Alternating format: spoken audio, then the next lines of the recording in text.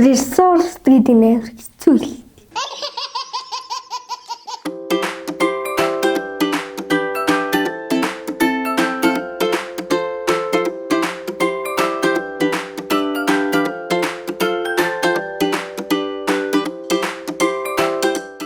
Сайн байцгаана уу, намайг Ганбаатарын заяа шиг гэдэг манай ресурс ажилладаг.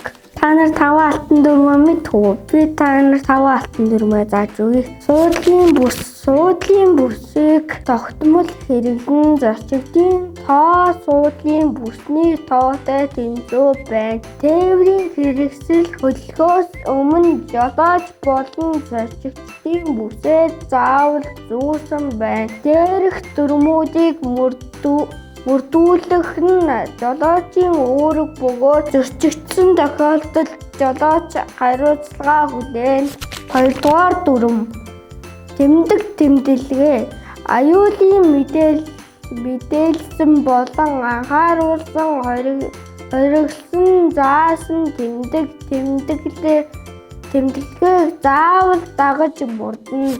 3-дугаар дүрм аюулгүй хэрэгсэл. Аюулгүй ажиллагааны багаж галтай тэмцэх хэрэгсэл, анхны тусламжийн хэрэгсэл, аврах ажиллагааны сонирхлуудыг гэмтэх зориултын бусаар ашиглахыг хориглоно. 4-дугаар дүрм энергийн тусгаарлал. Тоног төхөөрөмж энергийн бүрэн шахвал тусгаарлалт хийсний дараа шалгалт тохируулах засвар үйлчилгээний ажлыг гүйцэтгэнэ. 5-дугаар дүрм ажлын зөвшөөрөл. Өндөр эрсдэл ажлуудад заавал ажлын байрны үзлэг хийлгэж зөвшөөрөл авсны дараа ажлыг гүйцэтгэнэ.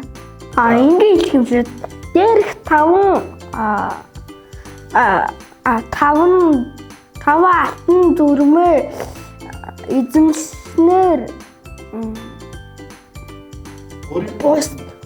өөрийн болон бусдын амийг аварж болно гэж.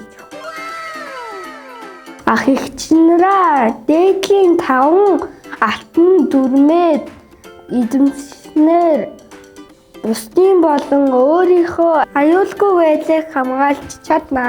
Дүрмээ бариараа баяртай.